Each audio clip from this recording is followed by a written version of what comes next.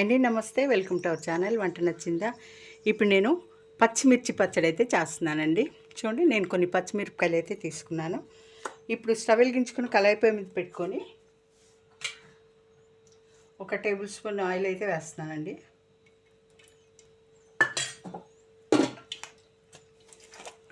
దానిలోకి 1/2 table spoon మెంతులు, 1 spoon జీలకర్ర,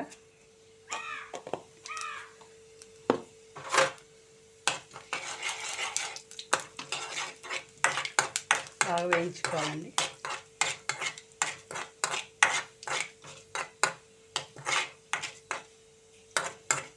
మెంతులు జీలకర్ర వేగేటప్పుడే ఈ పచ్చిమిర్చి ఇలా తుంపుకొని మనం సగానికి కట్ చేసుకొని వేసుకోవాలండి. ఎందుకంటే ఇవి పేలుతాయి.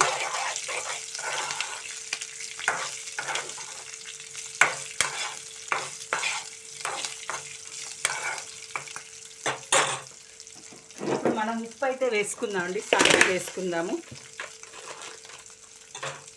పచ్చిమిర్చి వేగేటప్పుడే సాల్ట్ వేసుకోవాలండి, లేకపోతే చేదు వస్తుంది.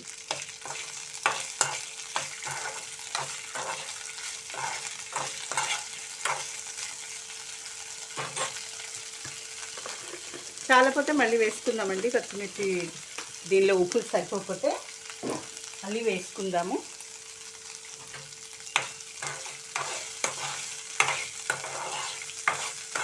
బాగా ఈ ముక్కలు, పచ్చిమిర్చి ముక్కలు తెల్లగా అయ్యేంత వరకు వేయించుకోవాలండి. ఇవి తెల్లగా అవుతేనే మనకి వేగాయని అర్థం అన్నమాట. చూసారా, ఇలా తెల్లగా అవ్వాలి. అప్పుడు ఎక్కువ కారం లేని మిర్చి తీసుకోవాలండి పచ్చడికి, లేకపోతే అంత కారం తినలేము మనం. ఈ పచ్చడి అప్పటికప్పుడు రోటి పచ్చడి చేసేసుకొని పనులకు సర్ది కట్టుకొని వెళ్తారండి. క్యారేజీలు కట్టుకొని వెళ్తారు గబగబా. పొద్దున్నే పనులకి వెళ్ళే వాళ్ళు గబగబా ఈ పచ్చడి రోట్లో నూరేసుకొని వెళ్తారనమాట. ఇప్పుడు దీంట్లో మనము ఒక 4 వెల్లుల్లిపాయలు కూడా వేద్దామండి.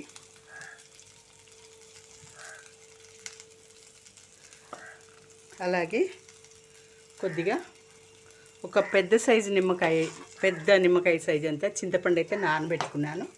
అది కూడా మనం దీనిలో వేసేసుకున్నామండి. వేసుకున్నాం.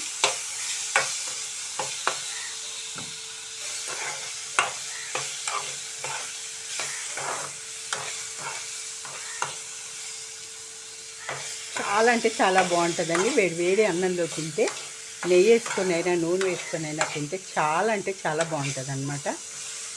పచ్చిమిర్చి పచ్చడి ఎక్కువగా పల్లెటూర్లలో ఈ పచ్చళ్ళు చేసుకుంటారండి. రోటి పచ్చళ్ళు ఈ పచ్చిమిర్చితోటి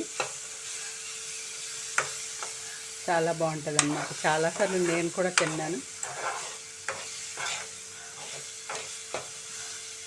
ఈ పచ్చిమిర్చి పచ్చడి, గోంగూర పచ్చడి జొన్న అన్నంలోకి చాలా బాగుంటుందండి. చూసారా, ఇలా తెల్లగా మిరపకాయలు వేగాలండి. చూస్తానండి.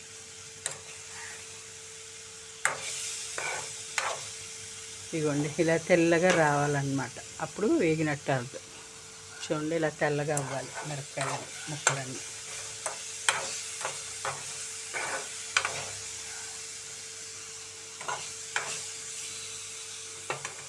ఇప్పుడు మనం స్టవ్ ఆఫ్ చేసుకొని కొంచెం చల్లార్చుకుందామండి. చూడండి, చల్లారిపోయి బాగా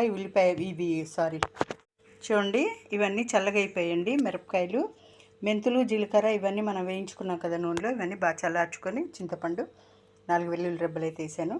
ఇవి ఇప్పుడు మనం కచ్చాపచ్చాగా మిక్సీ పట్టుకుందాం. మెత్తగా అయితే వద్దండి, బాగుండదు.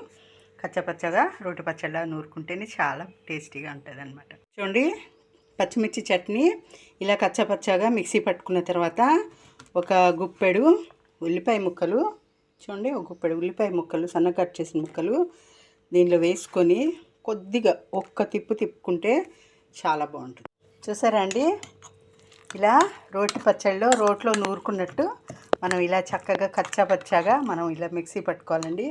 మనం అన్నం తినేటప్పుడు ముద్దకి చక్కగా మనకి ఇలా ఉల్లిపాయ ముక్కలు తగులుతూ ఉంటే ఎంత బాగుంటుందో కమ్మగా, అదొకలాంటి మంచి ఫ్లేవర్ అనమాట, పచ్చిమిర్చి ఫ్లేవరు.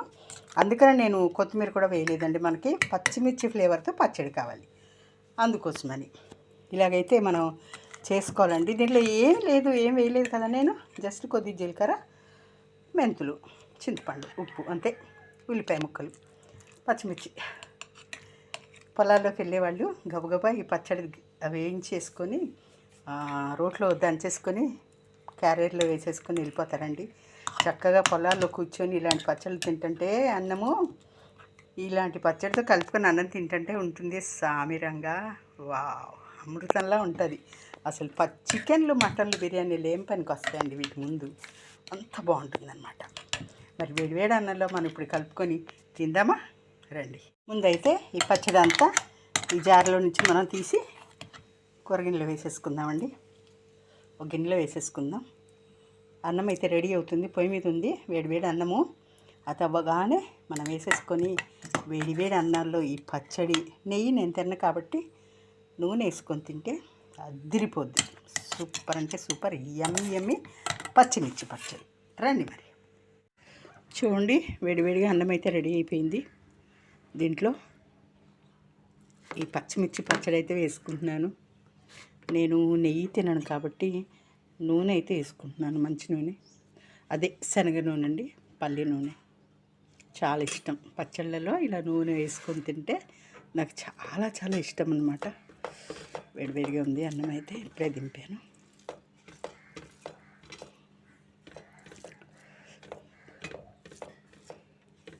ఇలా ఉల్లిపాయ ముక్కలు మనకి చక్కగా ఇలా ముద్దకి ఇలా ఉల్లిపాయ ముక్కలు చూసారా, రోట్లో దంచుకున్నట్టే ఉంది పచ్చడి అయితే.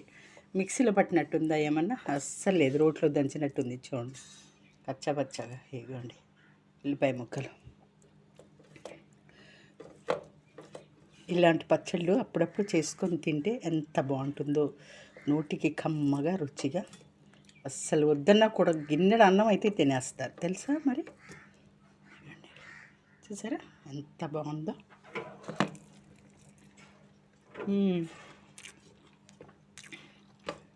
పుల్లగా, కారంగా, కమ్మగా,